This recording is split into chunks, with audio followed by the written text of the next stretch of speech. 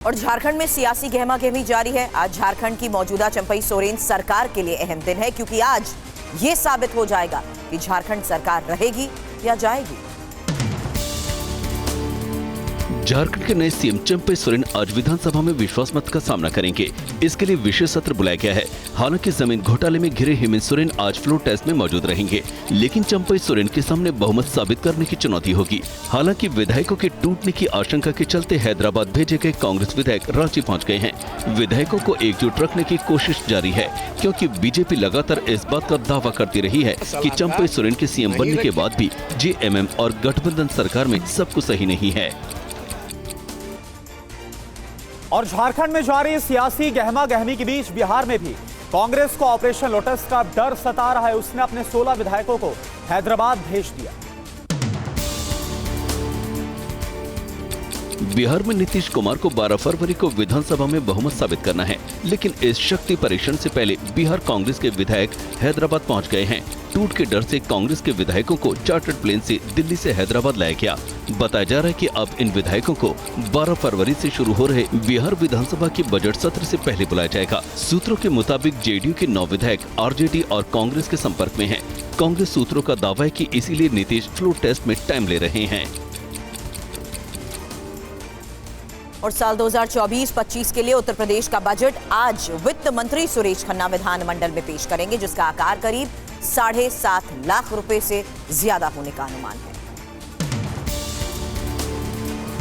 वित्त मंत्री सुरेश खन्ना सुबह 11 बजे बजट पेश करेंगे, जिसमें कई बड़ी घोषणाएं की जा सकती हैं। बजट के बाद राज्यपाल के अभिभाषण पर धन्यवाद प्रस्ताव पर चर्चा होगी। 6 और 7 फरवरी को राज्यपाल के अभिभाषण पर चर्चा होगी, जबकि 8 फरवरी को वित्तीय वर्ष 2024-25 के आय व्यय पर चर्चा के लिए समय तय किया गया है। 10 और 12 फरवरी को आय व्यय पर चर्चा के साथ अनुदान की मांगों पर विचार होगा। इसके बाद बजट प्रस्ताव पर मतदान होगा। 12 फरवरी को दोपहर 3 बजे विनियोग विधेयक 2024 को सदन में पुनः स्थापन कर पारित किया जाएगा। उत्तराखंड के सीएम पुष्कर सिंह धामी की कैबिनेट ने यूसीसी ड्राफ्ट को मंजूरी दे दी है। कल यानी कि 6 फरवरी को इसे विधानसभा में पेश किया जाएगा। विधानसभा सत्र के दौरान यूसीसी ड्राफ्ट को पेश करने के लिए उत्तराखंड सरकार पूरी तरह तैयार है। इससे पहले मुख्यमंत्री पुष्कर सिंह धामी की अध्यक्षता में हुई कैबिनेट बैठक में ड्राफ्ट को मंजूरी दी गई। साथ ही उसे विधानसभा में प्रस्तुत करने का अनुमोदन भी कर दिया गया। कैबिनेट को जानकारी दी गई कि किस प्रकार प्रदेश में एक समान कानून लागू करने की दिशा में कदम बढ़ाए जाएंगे। सभी धर्मों में विवाह के लिए एक समान कानून लागू होगा। सभी वर्गों में बेटे और बेटी को संपत्ति में बराबर का अधिकार मिलेगा। और ये भी बताया गया कि महिला अधिकारों के संरक्षण को कैसे दिया गया है। उत्तराखंड में समान नागरिक संहिता लागू करने की दिशा में आगे बढ़ रही धामी सरकार ने ड्राफ्ट को सभी समाज के लिए उपयोगी बताया। कैसे, देखिए। यूसीसी ड्राफ्ट में कई बातें गौर करने लायक हैं। मसलन केंद्र के अधिकार क्षेत्र को देखते हुए जनजातियों को इसके दायरे से बाहर रखा गया है। लड़कियों की विवाह की आयु बढ़ाई जाएगी ताकि वे ग्रेजुएट हो सके। विवाह का अनिवार्य रजिस्ट्रेशन होगा और ग्रामीण स्तर पर भी इसकी सुविधा होगी। पति पत्नी दोनों को तलाक के समान आधार होंगे। फिलहाल पर्सनल लॉ के तहत अलग अलग ग्राउंड हैं। संपत्ति पर लड़की लड़के का बराबर हक होगा। बहुविवाह, हलाला और इद्दत पर रोक होगी। डिवोर्स की स्थिति में बच्चों की कस्टडी उनके ग्रैंड पेरेंट्स को दी जा सकेगी। विधायकों की खरीद फरोख्त के आरोप वाले मामले में दिल्ली क्राइम ब्रांच अब एक्शन में है। सबूत देने के लिए जहां केजरीवाल को नया नोटिस दिया गया है, वहीं आतिशी से भी सबूत मांगे गए हैं। दिल्ली पुलिस की क्राइम ब्रांच ने बीजेपी की ओर से आम आदमी पार्टी के 7 विधायकों की खरीद फरोख्त का प्रयास किए जाने के आरोपों पर 3 दिनों के अंदर केजरीवाल से जवाब मांगा है। नए नोटिस में कहा गया है कि दिल्ली पुलिस की क्राइम ब्रांच की तरफ से एक जांच की जा रही है। आपने कहा था कि आप विधायकों को 25-25 करोड़ रुपए का ऑफर किया था, इसलिए आप सूचना और जवाब 5 फरवरी यानी आज क्राइम ब्रांच के कार्यालय में पेश करें। क्राइम ब्रांच ने विधायकों के नाम और सबूत लिखित या किसी दूसरे तरीके से भी देने को कहा है। इस मामले में दिल्ली की शिक्षा मंत्री को भी नोटिस मिला है। और दिल्ली में विधायकों की खरीद फरोख्त वाले आरोपों के मामले में क्राइम ब्रांच के नए नोटिस और आबकारी मामले में ईडी के सम्मन को लेकर सियासत भी गर्म है। केजरीवाल ने बीजेपी पर साजिश के आरोप लगाए हैं। आज ये सारे हमारे पीछे पड़े हैं। सारी एजेंसी छोड़ दी केजरीवाल के पीछे, संजय सिंह के पीछे, मनीष सिसोदिया के पीछे, सतिंदर जैन। उनका क्या कसूर है?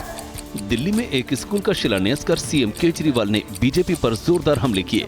उन्होंने आरोप लगाया कि आम आदमी पार्टी को झुकाने की कोशिश हो रही है और इसीलिए अब मुझे जेल में डालने की साजिश है। मनीष सिसोदिया का कसूर है कि वो अच्छे स्कूल बना रहा था। सतेंद्र जैन का कसूर है कि वो अच्छे अस्पताल और मोहल्ला क्लिनिक बना रहा था। इधर मेयर चुनावों को लेकर चंडीगढ़ में जारी कांग्रेस आप के विरोध प्रदर्शन के बीच आज दिल्ली में सुप्रीम कोर्ट का पर सबकी नजर है, क्योंकि मेयर चुनाव पर अहम सुनवाई होने वाली है। एजेंसियों के दुरुपयोग का आरोप तो केजरीवाल ने लगाया, लेकिन विधायकों की खरीद फरोख्त के सबूत क्राइम ब्रांच को कब देंगे ये नहीं बताया। चंडीगढ़ मेयर चुनाव को लेकर पंजाब हरियाणा हाई कोर्ट से स्टे न मिलने पर आम आदमी पार्टी ने सुप्रीम कोर्ट में अर्जी दाखिल की है। आप और कांग्रेस की गठबंधन ने मेयर चुनाव में धांधली के आरोप लगाए हैं। इसे लेकर चंडीगढ़ मेयर कार्यालय के बाहर रविवार को भी विरोध प्रदर्शन जारी रहा। इस दौरान गठबंधन के उग्र पार्षदों पर पुलिस को बल भी प्रयोग करना पड़ा। आपका कहना है कि बीजेपी के मेयर मनोज सोनकर को जब तक हटा नहीं दिया जाता, उनका विरोध जारी रहेगा। और दिल्ली की स्वास्थ्य सेवाओं को लेकर एलजी और सीएम के बीच लेटर वॉर भी शुरू हो गई है। दिल्ली के एलजी ने स्थिति दयनीय बताई है तो सीएम ने हेल्थ और फाइनेंस सेक्रेटरी को हटाने की मांग की है। दिल्ली में एक बार फिर उपराज्यपाल और मुख्यमंत्री आमने सामने हैं। दिल्ली के एलजी ने मुख्यमंत्री अरविंद केजरीवाल को चिट्ठी लिखकर दिल्ली की स्वास्थ्य सेवाओं की स्थिति को दयनीय बताते हुए निराशा जताई है।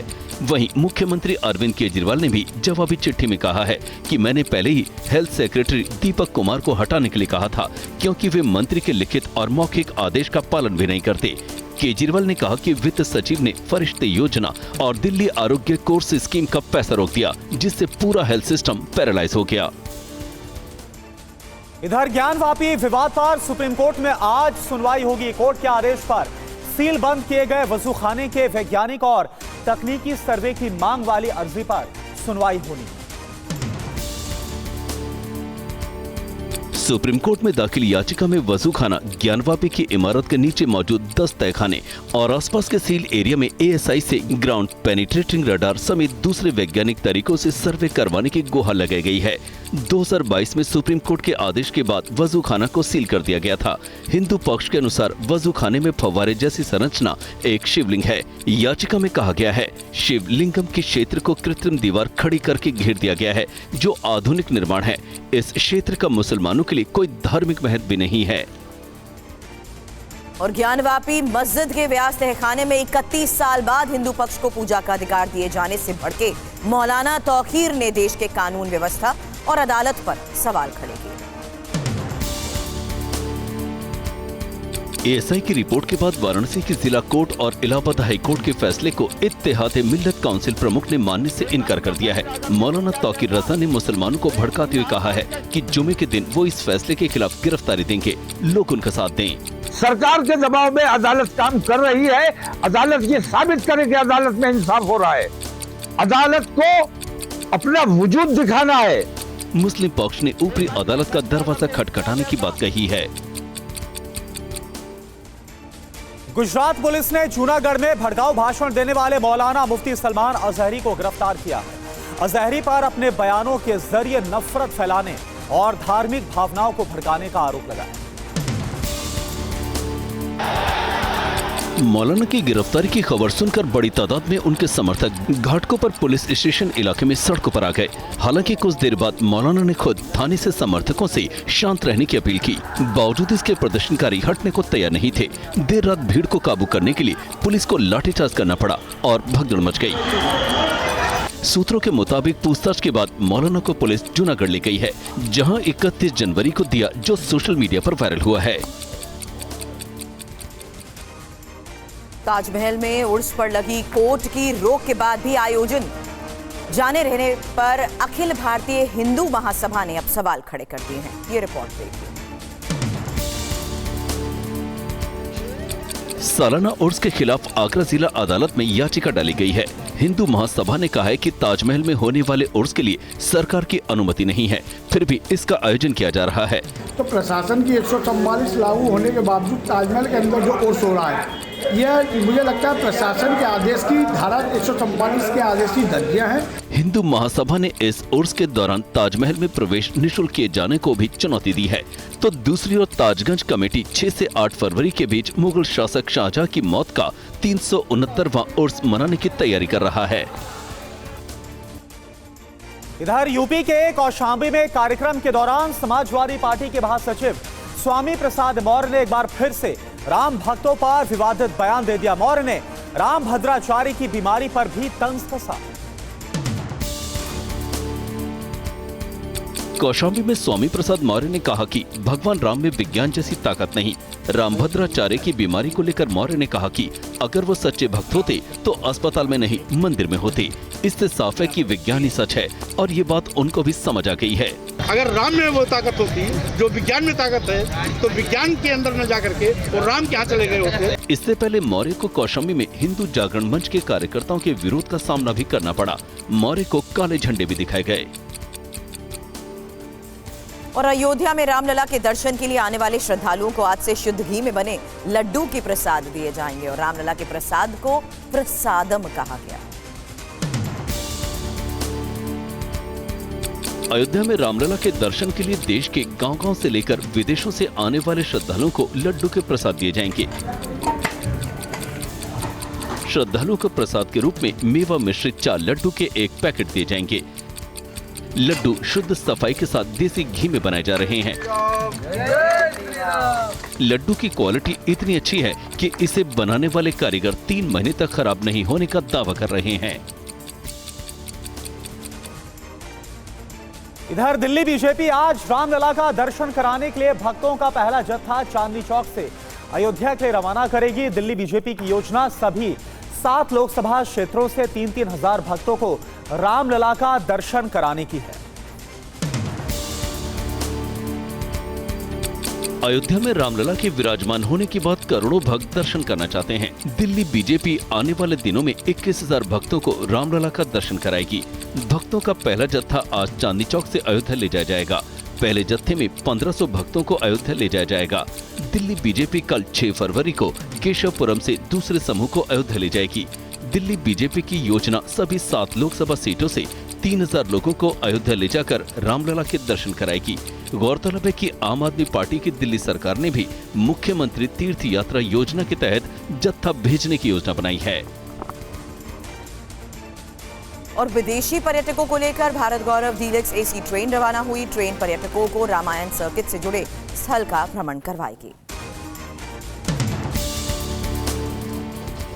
केंद्रीय विदेश एवं संस्कृति राज्य मंत्री मीनाक्षी लेखी ने दिल्ली के सफदरजंग रेलवे स्टेशन से श्री रामायण यात्रा की शुरुआत की। केंद्रीय मंत्री ने भारत गौरव डीलक्स एसी पर्यटक ट्रेन को हरी झंडी दिखाकर रवाना किया। आज रामायण यात्रा की ट्रेन जो है वो चल रही है, जो कि 19 दिन तक की यात्रा है और 9 स्टेशंस पे रुकेगी।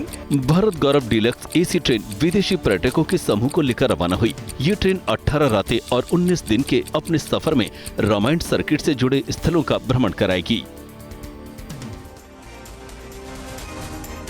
देश के विकास को गति देने के लिए रफ्तार पकड़ रही वंदे भारत ट्रेनों पर पत्थरबाजी की घटनाएं थमने का नाम नहीं ले रही। ताजा जो मामला है वो तमिलनाडु से सामने आया। क्या हुआ पूरा वाकया, आप देखिए।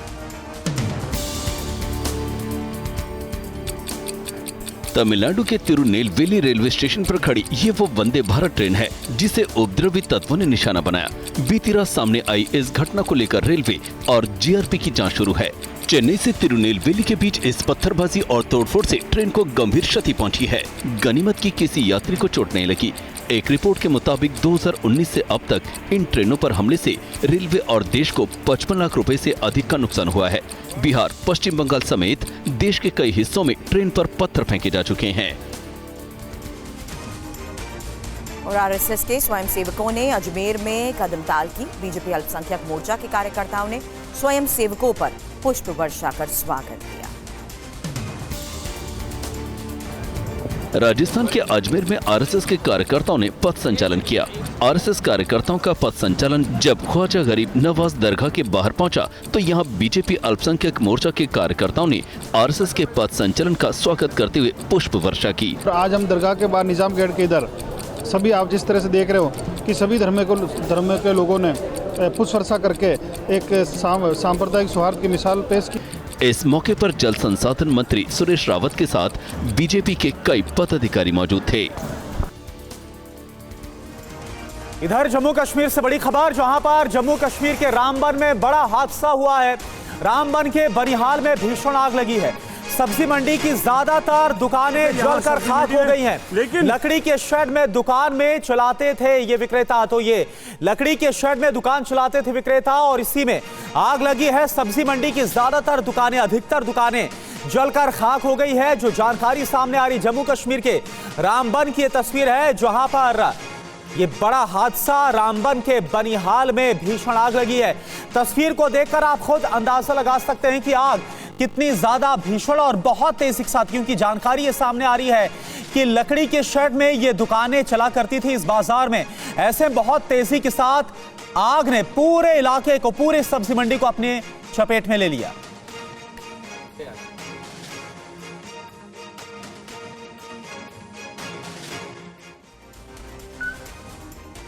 और आगे बढ़ेंगे। जम्मू कश्मीर और लद्दाख में पहाड़ों पर ताजा बर्फबारी को लेकर खबर है। भारी बर्फबारी के बाद चारों तरफ बर्फ की मोटी परत जम गई है। बर्फबारी के बाद कश्मीर में जन्नत सा नजारा दिखने लगा।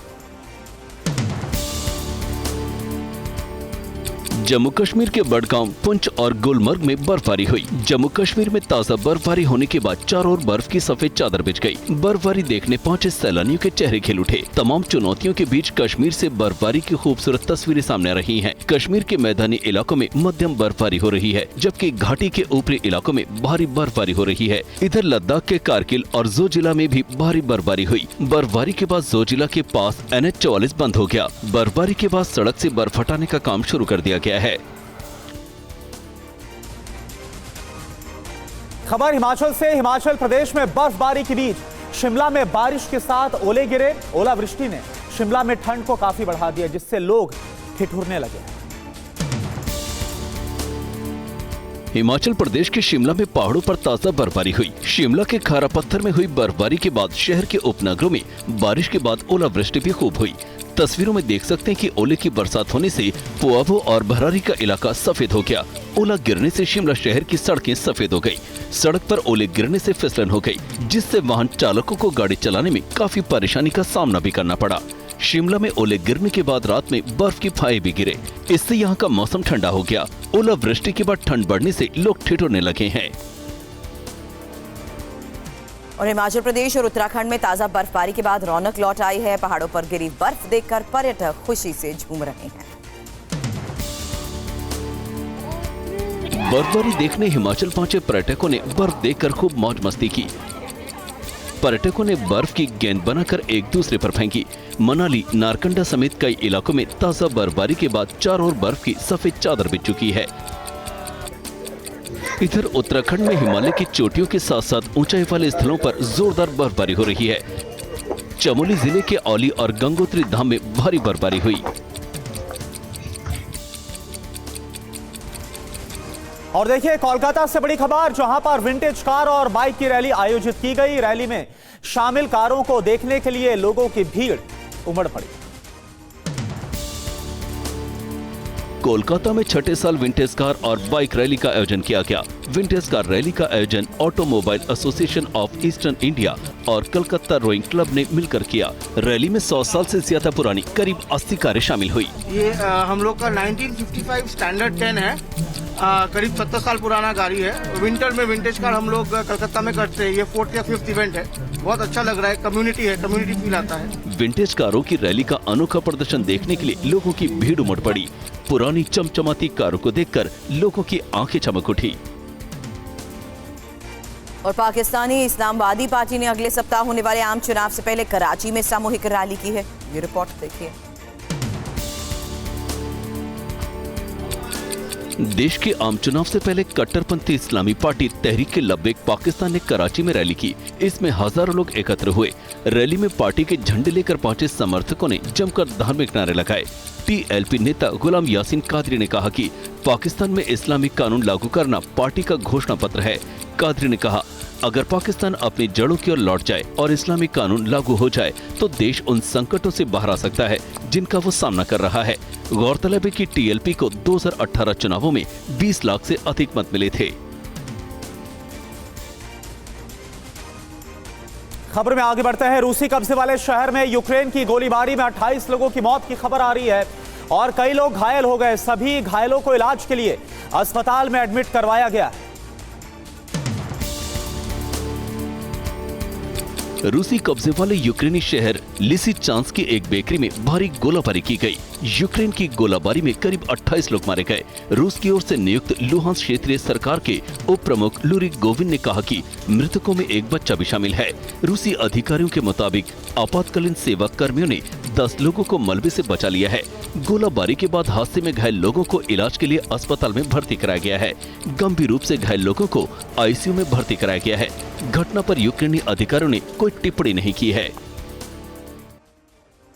और गाजा में एक बार फिर IDF ने भीषण बमबारी की है। प्रत्यक्षदर्शी ने दावा किया कि एक कार पर मिसाइल गिरने से आग लग गई। हालांकि कोई हताहत नहीं हुआ। गाजा के दक्षिण शहर राफा में इजरायली ड्रोन हमले में एक नागरिक कार में आग लग गई। प्रत्यक्षदर्शी ने कहा कि कार पर 2 ड्रोन मिसाइलों से हमला किया गया। हालांकि घटना में किसी के हताहत होने की सूचना नहीं है। तस्वीरों में देख सकते हैं कि कार में आग लग जाने के बाद लोग मिट्टी डालकर आग बुझाने की कोशिश कर रहे हैं। कार में आग लगने की सूचना पर आसपास के लोग भी मौके पर पहुंच गए, जिससे लोगों की भीड़ लग गई। घटना की सूचना पर मौके पर पहुंची अग्निशमन विभाग की टीम ने आग पर काबू पाया। गौरतलब है कि गाजा की 23 लाख की आधी से अधिक आबादी ने राफा और आसपास के इलाकों में शरण ले रखी है। और इस बीच देखिए खबर यह है कि इजरायली सेना ने खान यूनिस इलाके में अपने जमीनी अभियान को और तेज कर दिया है। इजरायली सेना ने हमास हेडक्वार्टर पर रेड का वीडियो भी जारी किया। देखिए आप। इजरायली सेना ने दावा किया है कि उसके सैनिकों ने खान यूनिस इलाके में स्थानीय हमास मुख्यालय पर छापेमारी की। इजरायली सेना ने छापेमारी का फुटेज जारी करते हुए कहा है कि गाजा पर उसका आक्रमण जारी है। IDF ने आतंकवादी समूह के नेता याह्या सिनवार के भाई मोहम्मद सिनवार के कार्यालय की भी तलाशी ली। तस्वीरों में देख सकते हैं कि इराकी सैनिक सुरंगों में खोज करते हुए आगे बढ़ रहे हैं। हाल के हफ्तों में इजरायल ने खान यूनिस में अपनी जमीनी अभियान तेज किए हैं। गौरतलब है कि 7 अक्टूबर को हुए हमले के बाद इजरायल ने हमास को नष्ट करने की कसम खाई है। और सऊदी अरब में वर्ल्ड डिफेंस शो आयोजित किया गया। शो में रूस और यूक्रेन के कई अत्याधुनिक हथियार भी प्रदर्शित हुए। सऊदी अरब की राजधानी रियाद में आयोजित वर्ल्ड डिफेंस शो में रूस और यूक्रेन के हथियारों की भी प्रदर्शनी लगाई गई। रूसी प्रदर्शनी में कई अत्याधुनिक हथियार प्रदर्शित किए गए जो देश की सामरिक क्षमता दिखाते हैं। वहीं यूक्रेनी प्रदर्शनी में एंटी ड्रोन सिस्टम और डिटेक्शन टेक्नोलॉजी पर जोर दिया गया। इस मौके पर विशेषज्ञों ने एंटी ड्रोन डिटेक्शन, टोही निगरानी और UAV के उपयोग की जानकारी दी। दक्षिण कोरिया के वोरिब्यूल ने 25 किलोमीटर की पहचान सीमा और 5 किलोमीटर की तटस्थता क्षमता के साथ एंटी ड्रोन रक्षा प्रणाली की जानकारी थी। यूपी के कानपुर में भीषण सड़क हादसा। अनियंत्रित कार नाले में गिरी। हादसे में 6 लोगों की मौत, 2 बच्चों को हॉस्पिटल में भर्ती कराया गया। सभी लोग इटावा से तिलक समारोह से लौट रहे थे।